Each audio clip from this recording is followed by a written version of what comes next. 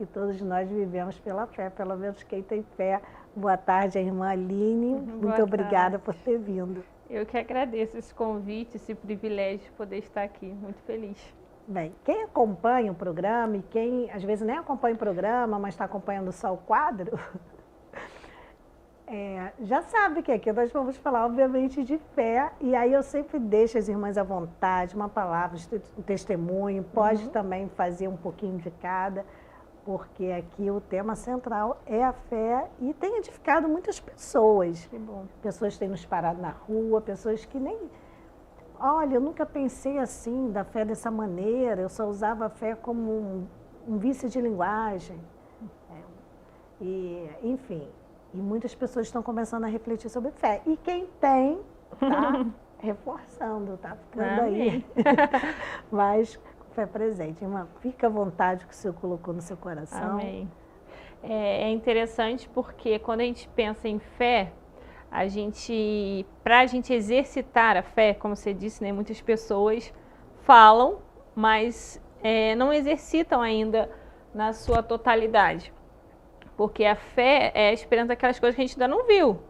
Então, quando a gente fala de fé, a gente precisa também saber que antes vai ter uma situação difícil, que não cabe a nós resolver, nós não temos capacidade com as nossas forças, aí entra a nossa fé em um Deus Todo-Poderoso que pode fazer aquilo que nós não podemos.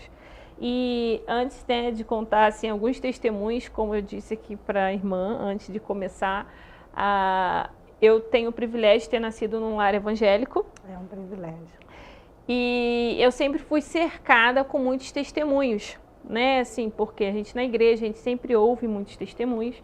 Só que ouvir é uma coisa e viver é outra. É verdade. E o Senhor me deu, assim, por sua misericórdia, o privilégio de poder viver muitos testemunhos. E antes de eu assim, contar alguns, uma palavra que veio ao meu coração está em Gênesis, capítulo 18, versículo 14, que diz: haveria coisa alguma difícil ao Senhor? Porque quando a gente pensa que não fala só haveria alguma doença que o Senhor não pudesse curar, ou alguma porta que Deus não pudesse abrir, não. Qualquer coisa que Deus não possa fazer, porque às vezes nós limitamos o poder de Deus em uma determinada área da nossa vida. E nós entendemos, quando nós entregamos a nossa vida ao Senhor, Ele passa a tomar conta, tudo Ele pode fazer, seja qual for a dificuldade. E como eu disse, eu fui criada num lar evangélico, sempre ouvi os testemunhos dos meus pais, via o testemunho, mas eu não estava ainda ligada diretamente a esse testemunho, porque era um testemunho de outras pessoas. Mas eu falava assim, o importante da gente ouvir testemunhos, porque quando a gente ouve, a gente fala, poxa, se Deus fez com ele, pode fazer comigo. Aí eu lembro que eu tenho um irmão mais velho, e ele foi para fazer faculdade federal no Rio de Janeiro, e quando foi chegando a minha vez de fazer faculdade, eu ficava com o coração apreensivo, porque eu não conseguia me sentir à vontade nem feliz em outra cidade que não fosse aqui Petrópolis. E ele falou, se você quiser vir, vamos morar junto, você faz. Só que eu não estava. Eu falei, não, eu vou ficar por aqui mesmo. Só que tinha uma grande dificuldade, eu queria ficar, mas eu não tinha dinheiro para pagar. E eu falei, Senhor, e agora? Como é que eu vou fazer a faculdade aqui sem ter condições financeiras para poder fazer? E, como a gente falando aqui de fé, a gente tem que ter uma atitude de fé. Eu falei, sim, Deus, eu creio que se o Senhor colocou no meu coração, se o Senhor está comigo, eu vou fazer. Só que, muitas vezes, nós achamos que Deus vai agir de uma determinada forma. E não, Deus, Ele é Deus. Ele age da maneira que Ele quer agir. Eu pensava, vou ganhar uma bolsa ou algum desconto na faculdade, alguma coisa. Mas fiz a matrícula e nada da bolsa sair, nada. E eu falei, Senhor, e agora? Como que vai ser?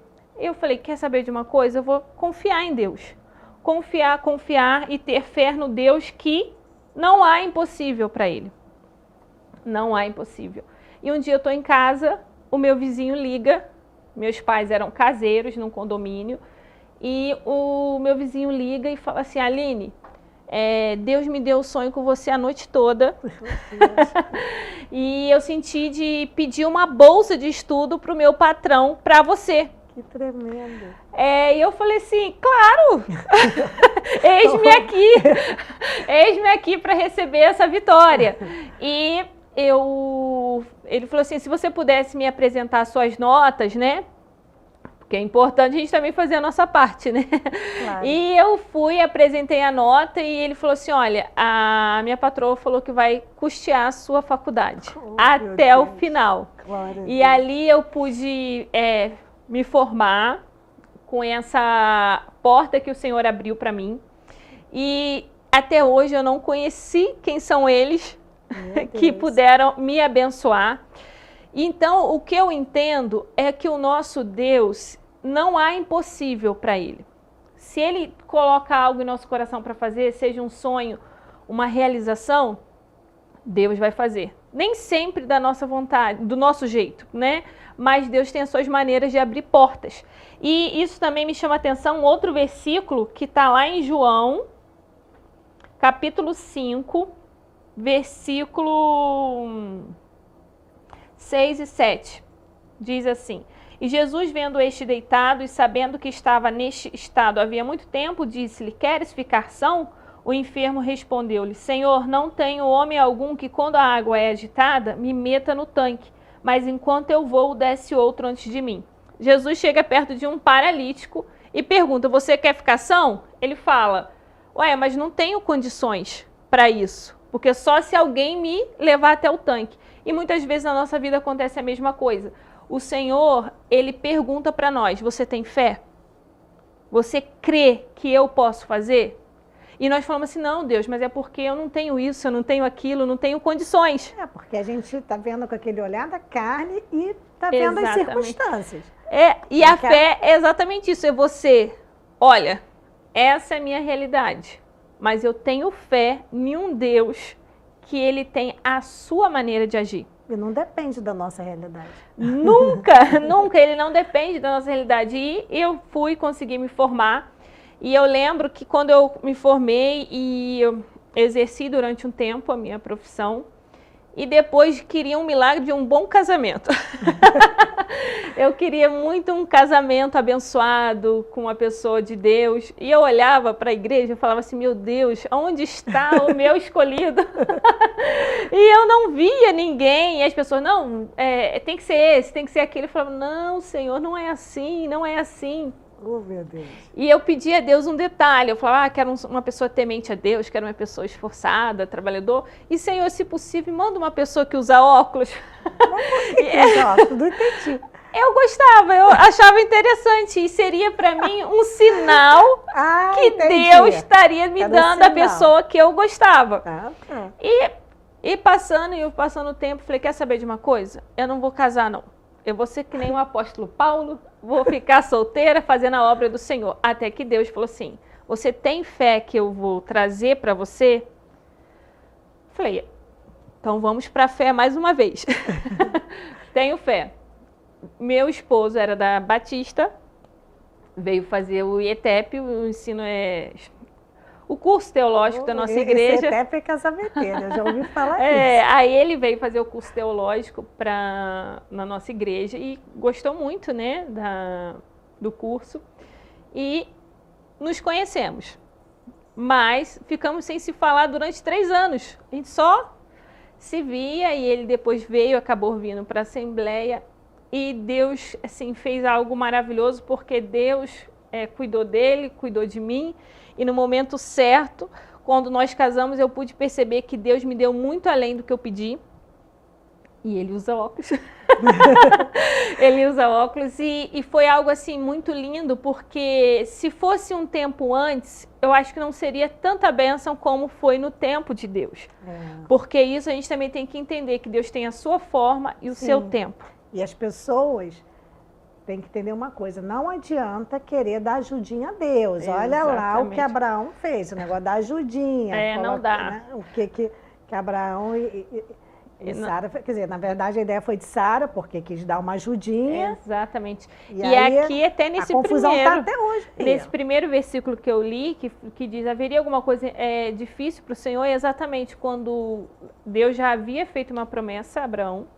Sara, por achar que não estava demorando, não estava... Estava vendo as circunstâncias, aí vai com a história. Aí ela foi, botou a ajudinha lá de Agar, e aqui nesse capítulo 18, Deus chama e fala assim, olha, não é assim, eu não preciso de ajuda. Sim. E quando eu falo, eu falo. Aí quando fala, espera aí, mas a Sara já é velha, Abraão já é velho.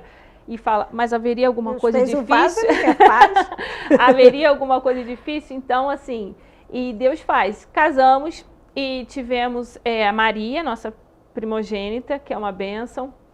E depois de um tempo, nós decidimos ter mais um. Aí fiquei grávida da Milena, passei muito mal na gestação, muito mal. Mas com 38 semanas ela veio e pelos exames estava tudo bem. E nasceu com 4,1 kg, 51 centímetros, um bebezão. Só que no hospital, quando ainda estava na sala de cirurgia, que foi cesárea, o pediatra que estava acompanhando falou assim, olha, ela apresentou um probleminha. Mas nós vamos fazer alguns exames para poder te dar uma avaliação melhor. Eu fui para o quarto, ela também, e é de praxe pegar os bebês e medir a glicemia, enfim. E numa dessas que a enfermeira foi pegar ela no quarto, eu escutei o choro dela, né? E nisso uma médica veio e falou assim, olha, a gente não vai poder trazê-la novamente para o quarto, porque aquilo que nós estávamos avaliando é bem mais grave do que nós imaginávamos. Ela está com uma má formação no coração, nas veias do coração, e os sintomas que nós temíamos, ela está apresentando. Então, nós não podemos devolvê-la enquanto não vir um médico especialista, um cardiologista infantil. E naquela hora a gente já está assim, sensibilizada totalmente. E eu lembro que minha mãe estava comigo, né, porque ela só podia ter acompanhante mulher, minha mãe dobrou os joelhos no mesmo instante, eu falei com meu esposo, nós começamos em oração e a gente fica, né, agoniada. E no dia seguinte o cardiologista infantil falou, olha, nós podemos te liberar para casa, mas ela vai precisar de um acompanhamento. E a gente começa a orar e ter fé. Deus, tu pode fazer, tu pode fazer. E quando a gente começou, ele falou assim, olha, quando ela fizer 2 meses, eu quero vê-la novamente para a gente ter que fazer esse acompanhamento. Pediu para eu ficar atenta a alguns sintomas, com 2 meses eu fui. E ele falou assim, olha, a gente já tem que começar a pensar no plano B, que é o plano cirúrgico. Meu Deus. Aí começa a dar todos os detalhes de como seria. Imaginar um bebezinho passando uma cirurgia. De 2 meses, falando assim, olha, a gente vai começar a pensar no plano B, e aquilo me desestabilizou bastante, sabe? Porque até então eu estava vindo de experiências de Deus abrindo portas, de Deus prover, de Deus realizar sonhos, mas a cura ainda não estava sendo algo assim, que eu tinha vivenciado pessoalmente. E eu saí dali, confesso que eu saí muito desnorteada. E eu tendo a nossa mais velha, Maria, né, não querendo passar nenhum peso para ela, e começamos a orar. Até que um dia nós estávamos numa reunião com os adolescentes e Deus falou, olha, hoje eu estou curando a sua menor. Glória. Eu estou curando a sua menor. Glória a Deus. E eu tomei posse da palavra, porque quando a gente tem fé, a gente pensa assim, Deus, eu tomei posse, eu falei assim, André, que é o nome do meu esposo, eu falei assim, olha, vou marcar uma consulta com o doutor essa semana ainda. Aí ele falou assim, então marca. E quando eu marquei, quando eu cheguei lá, ele falou assim, ué, mas você aqui, a gente ainda está no acompanhamento, você está voltando aqui. Eu falei assim, não, doutor, eu gostaria que você refizesse os exames nela. Porque minha filha está curada. Aí ele, não, eu falei assim, por favor, eu estou aqui, eu quero que faça os exames. E ali ele começou, né? Examina, faz os testes, e ele ficou assim, você trouxe o outro exame, né? Os outros que ela já tinha feito? Eu falei, trouxe? Claro que eu trouxe, porque quando Deus cura, a gente prova que Ele cura. E ele olhou e quando ele falou assim, olha, não é a mesma criança. porque o coração dela está completamente diferente, as veias dela estão completamente diferentes, as artérias. E eu falei assim, doutor, Deus, o nosso Deus Todo-Poderoso, Ele curou a minha filha. Os médicos não entendem nada. Não entendem. E ali eu pude testemunhar o que, se muitas pessoas diziam, ah, Deus curou, ali eu pude conhecer verdadeiramente o Jeová Rafá, aquele que cura. E hoje eu tenho lá em casa os 2 exames para testemunhar desse poder de Deus. Porque tem muita gente incrédula. Tem. E ali eu saí, falei, poxa, agora tá tudo bem. E passando, e nós somos comerciantes, né? Eu e meu esposo. E veio a pandemia. Veio uma nova batalha, porque como eu disse, a fé, sempre antes da fé vem uma dificuldade muito grande, né? Sim. Pra gente. E veio a pandemia, e a gente com o comércio, a gente fica bastante preocupado, né? Mas em meio à pandemia, foi um ano de maior prosperidade. Deus nos deu escritura de uma casa, Deus nos deu os negócios, faturaram mais do que antes. Então Deus mais uma vez mostrou que Ele é o Deus da provisão na nossa vida. E por fim, o testemunho mais recente, né, que eu tenho é do meu esposo, que no final de 2021 ele começou a passar muito mal e nós até então, indo às emergências, né, do hospital, estava sendo diagnosticado como uma possível diverticulite. E vamos começar a fazer os exames, enfim. Em 2 meses ele perdeu 26 quilos. E vamos começar. Até que era período de final de ano, é muito difícil, né, porque os médicos estão de férias, enfim. E fomos... Quando, para nossa surpresa, quando chegamos lá com os exames, nós somos leigos, nós não entendemos, né, o que vem nos exames, e o médico, que era um gastro, falou assim, vocês leram esse exame? E a gente falou assim, lemos, mas lemos... Não tem como entender aquele exame. Nós somos leigos, né? E ele falou assim, olha, na tua situação, eu não posso fazer nada, porque o seu caso tem que ser de um pneumologista, e eu sinto te informar que você está com câncer. Na hora, o nosso chão desaparece. Ainda foi assim, bem... a palavra que ele nos deu foi bem de consolo, que foi... vamos pedir a Deus para quem sabe no meio do tratamento surge um medicamento e você consegue ter uma expectativa de vida um pouco maior. Então a gente... Já foi uma benção que o médico acredita em Deus, porque a maioria não crê. Exatamente. Então nós saímos dali e fomos procurar um pneumologista. Mas ainda com aquela esperança, tipo assim, ele era um gastro, e talvez... Ele não viu esse exame direito. Não viu esse exame direito. E quando nós fomos, e quando o médico ali, pneumologista, olhou, e nós saímos dali com um decreto de morte. Que o que iria ser feito era para ver se haveria possibilidade de cirurgia ou de químio, entrar em todo um processo. Sim. Mas ele nos deixou assim, bem desesperançosos, sabe? Sem expectativa nenhuma, ainda falou para eu ser forte, perguntou se nós tínhamos filhos pequenos. Porque o médico assim, ele olhou o exame e o trabalho dele... Ele vai falar de acordo com o que a circunstância oferece a ele, né? Tipo assim, o que a medicina me oferece hoje? Eu posso dar esperança para esse paciente? Não. Então, ele não criou esperança e falou, olha, por via das dúvidas, eu vou te pedir um segundo exame, só pra gente ver. E ali a gente saiu, né? Meu esposo saiu muito abalado, mas nós tínhamos uma palavra de Deus liberada num círculo de oração antes da consulta. Antes de nós recebermos o diagnóstico num círculo de oração, lá com a irmã Delma, que benção, Deus falou que, olha, falou para ele, André, o decreto de morte, hoje eu lanço por terra e te dou vida.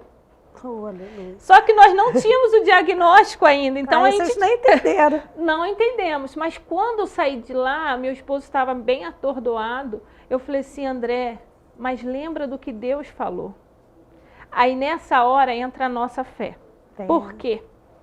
A medicina não nos dava esperança, os médicos não nos davam, A circunstância também não, nada estava favorável, mas existia uma palavra de Deus e existia a nossa fé.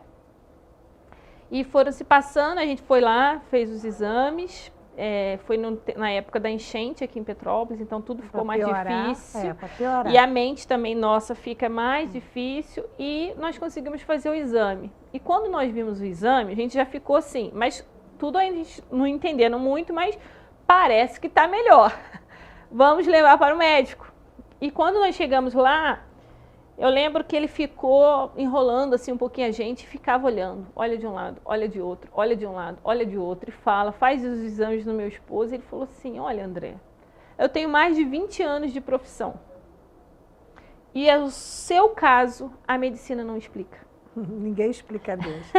Porque aonde havia um tumor muito agressivo e enorme, agora há uma cicatriz como se você tivesse sido operado.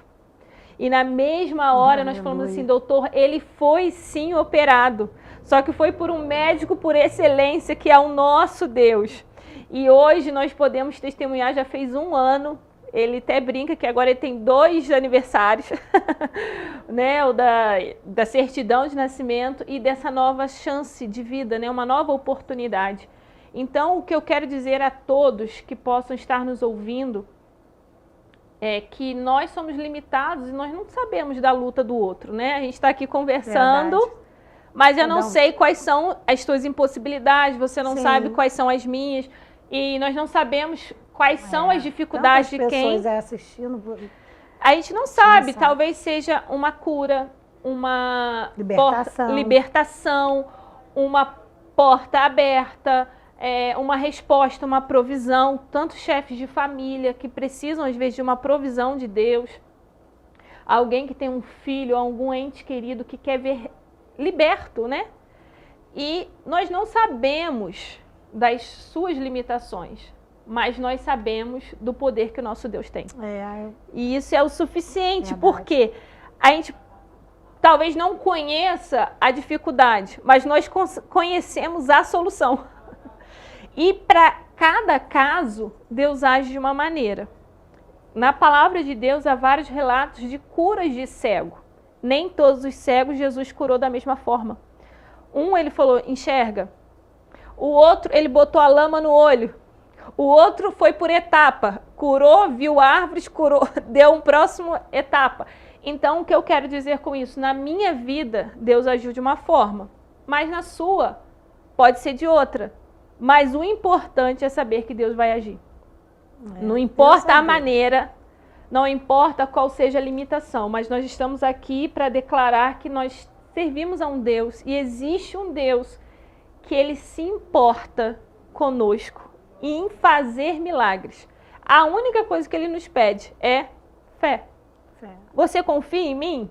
E às vezes a gente tem essa dificuldade, né, de ter fé. Mas eu observo assim, a gente entra num carro de aplicativo, você não sabe se o cara sabe dirigir direito, você não sabe se é uma boa pessoa ou não, você entrou ali, você está o quê? Confiando. Que ele vai te levar ao destino. Você vai no médico, você não sabe como ele era um aluno na faculdade, você não sabe qual é a procedência, mas você confia na receita que ele te dá. Você vai num restaurante, você dificilmente vai olhar a cozinha, mas você vai comer a comida confiando que ela foi bem preparada. E às vezes a gente não tem essa confiança num Deus Todo-Poderoso. Ele nos apresenta a sua palavra e fala, confia. Eu sei o que eu faço, sei como faço e sei no tempo que vou fazer. E até se eu não fizer, ele continua sendo Deus do mesmo jeito. Exatamente. Porque Deus não faz o que a gente quer, faz o que a gente precisa. E a vontade dele é o quê? É isso. Boa, perfeita e agradável. Não diz que a vontade de Deus é igual à nossa.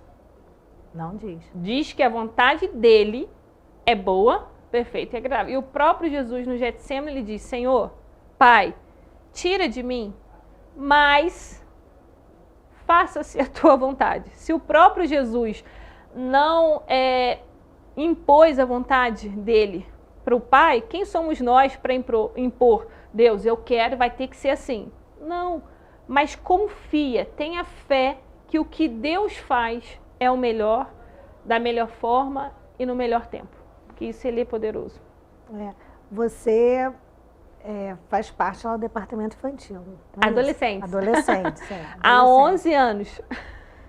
Que é até mais difícil. Eu sei porque quando o pastor nos colocou, eu estava grávida da Maria. A Maria fez 11 anos. Isso. Então...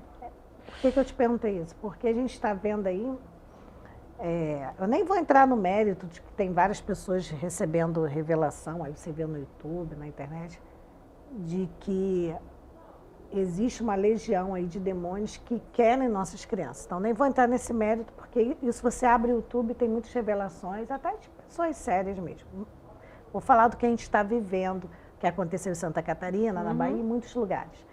E, além disso tudo acontecendo, ainda tem pessoas que tocam terror, como aconteceu ontem aqui em Petrópolis e tal, porque eu acho que aquilo ali foi alguma brincadeira de muito mau gosto, se é que se pode chamar de brincadeira.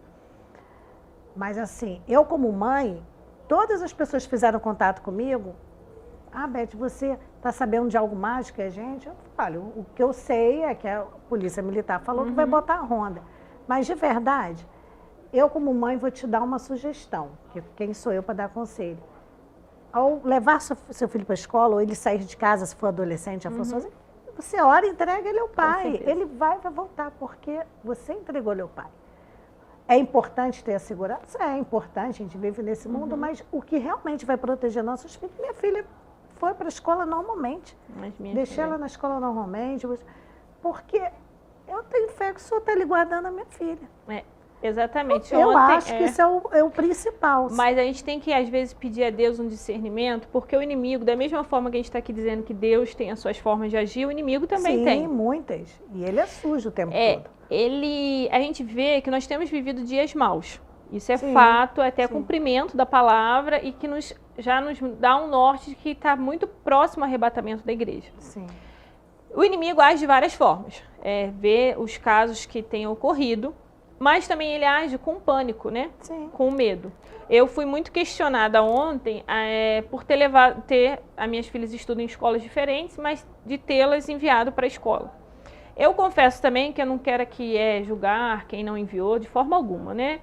Mas eu tenho o mesmo pensamento. Mas não é julgar, assim, eu dei a sugestão. Olha, a minha filha está indo para a escola. Exatamente. Eu tenho fé que, meu Deus, vai exatamente, porque assim, eu fui julgada por ter enviado, tipo assim, tá faltando, peraí.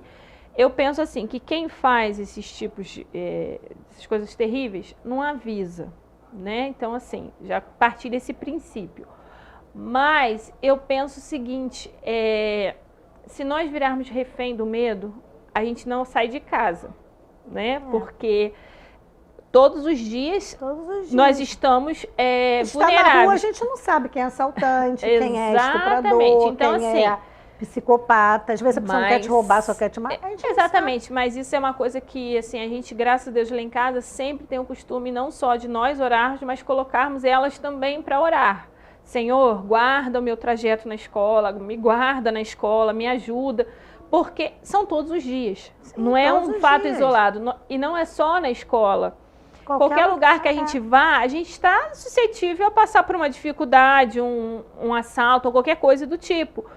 Porém, nós temos que confiar em Deus, porque ou a gente confia ou a gente vai ficar aprisionados pelo medo.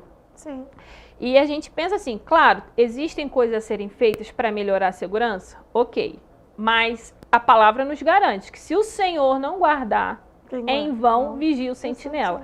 Então, assim, se não é Deus guardando, o Senhor protegendo, e a gente orando, e eu percebo assim que nós, como pais, como líderes também, nós temos que entender a parte que nos cabe. O inimigo está fazendo a parte dele. Sim. Que é botar 24 pânico. horas. Tá ao redor 24 horas. Colocando pânico, colocando pensamentos tenebrosos, enfim. Mas e a nossa parte? Estamos fazendo? É isso que assim, eu trago para minha reflexão mesmo como mãe e como líder. Ele está fazendo a parte dele. Sim. Agora eu tenho que fazer a minha.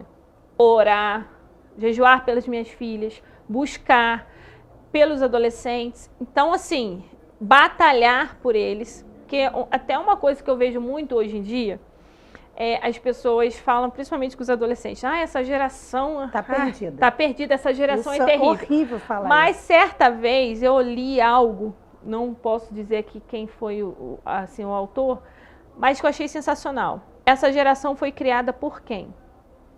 Meu Deus, é a mesma Não, geração. e assim, e quem educou essa geração? Fomos nós. Sim.